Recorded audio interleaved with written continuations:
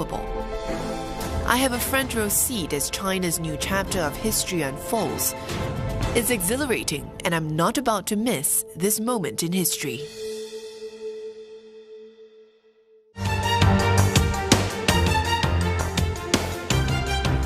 And our top stories this hour: Australia's state of Victoria going back into lockdown, its fourth since the start of the COVID-19 pandemic, this time for 7 days. Authorities are calling it a short, sharp circuit breaker to allow contact tracers the chance to get ahead of a growing coronavirus outbreak. China accuses the U.S. of politicizing the origins of COVID-19 after President Biden tells intelligence agencies to redouble their efforts into investigations, raising fresh questions about a leak involving a laboratory in the Chinese city of Wuhan. And Cyclone Yas weakens after the storm makes landfall on India's eastern coast. Authorities in West Bengal reporting up to 10 million people being affected. U.S. President Joe Biden is calling for a ceasefire in Ethiopia's war-ravaged Tigray region. He says large-scale human rights abuses are taking place there and that unimpeded humanitarian access must be granted in order to prevent widespread famine. Jagruti Davi reports from Washington. US President Joe Biden in a statement said Eritrean and Amhara forces should withdraw from the Tigray region. He said that there were large-scale human rights abuses happening in Tigray, including widespread sexual violence. He called them unacceptable, and he said they must end. He also noted that the UN said that Ethiopia could experience its first famine since the 1980s because of this conflict between the Tigray People's Liberation Front and the Ethiopian military that began last November. Now, Joe Biden's comments come after the United States imposed sanctions on those Eritrean and Ethiopian officials that it deemed were undermining any resolution in the conflict in the northern region in Ethiopia. Now, it also put restrictions on economic and security assistance on Ethiopia. Ethiopia responded by accusing the United States of meddling. Now, in his statement, US President Joe Biden also said that the US Special Envoy for the Horn of Africa, Jeff Feltman, is leading diplomatic efforts in the region, but he won't just be focusing on this conflict in Tigray. He'll be looking at other issues as well. Most notably, he said in the statement, he'll also be looking at the dispute over the Grand Ethiopian Renaissance Dam, which is the cause of tensions between Ethiopia, Sudan and Egypt. And to make matters even more complicated, there are reports that suggest that Egypt hopes that its recent role in the ceasefire between Hamas and Israel will hold some weight with US President Joe Biden over this dam dispute.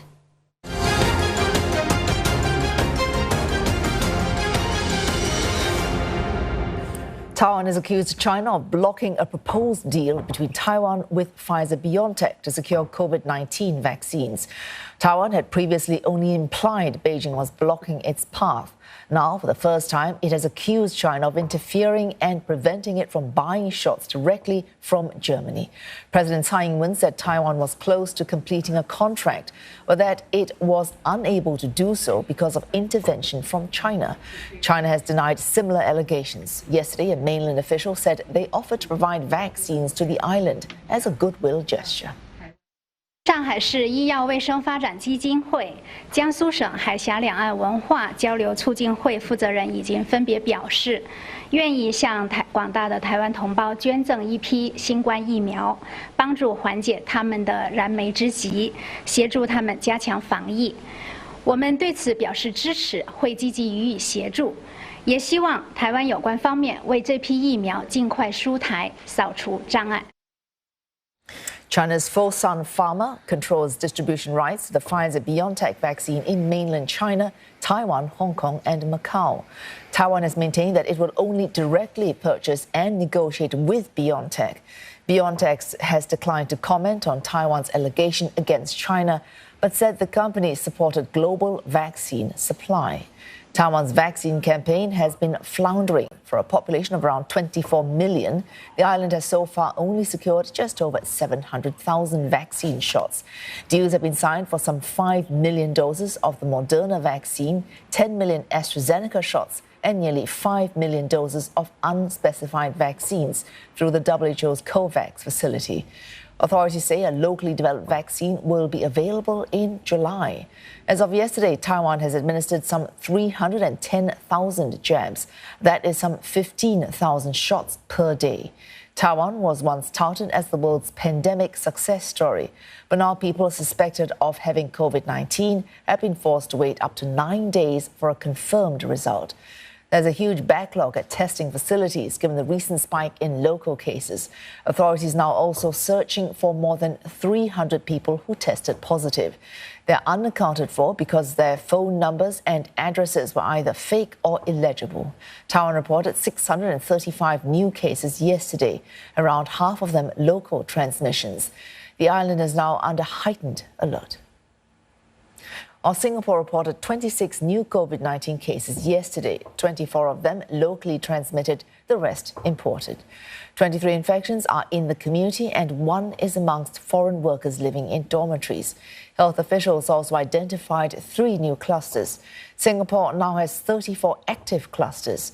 20 of the new community infections are linked to previous cases, while 3 are unlinked, half of Tuesday's number. Health officials say the number of unlinked cases in the community has decreased to 30 in the past week, from 40 the week before.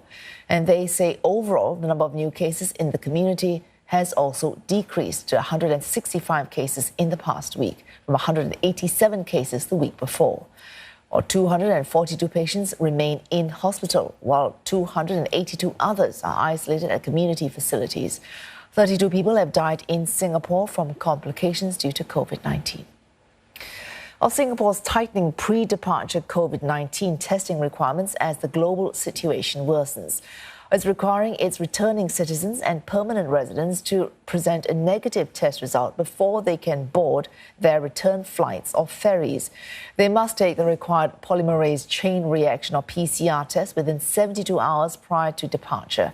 The new rule takes effect from this Sunday. The Health Ministry says this will not apply to those who have stayed in lower risk places throughout the last 21 days before departure for Singapore. All these places include Australia, Brunei, mainland China, New Zealand, Hong Kong and Macau. Singaporeans who test positive for COVID-19 while overseas but require urgent medical care can still return via a medical flight. Those entering Singapore via land checkpoints will not need a pre-departure test, but will still be subject to on-arrival tests. Travellers who arrive in Singapore without a valid negative test result may be denied entry. PRs and long-term pass holders who fail to comply with the new rule may have their permit or pass cancelled. The new rule also applies to transit passengers. The White House has confirmed its support for Japan's plan to proceed with the Tokyo Olympics. This barely 48 hours after the U.S. issued a do-not-travel advisory to Japan, citing a widening COVID-19 outbreak. Well, first, let me just be very clear. The travel advisory is an advisory. It's not a ban. But, you know, our position remains. It has not changed on the Olympics. You know, we respected the decision to delay the Olympics, the Games last summer, and we understand the careful consideration that the Japanese government and the International Olympic Committee are weighing as they prepare for the Tokyo Olympics that's just coming up right around the corner. An official partner of the Games, Japanese daily Asahi Shimbun, yesterday called for the event to be cancelled, citing risks to public safety and strains on the medical system.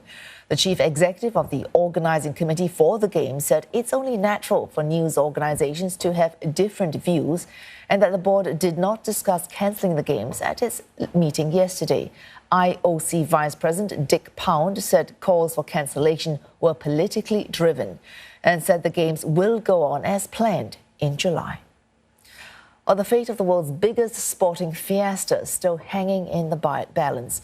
Just under 2 months to go, earlier we spoke to an expert about the prospects of it being cancelled or postponed again.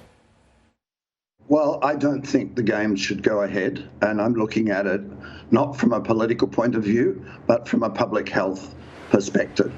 I have two large concerns. One is for the health and safety of the athletes and the officials, and the other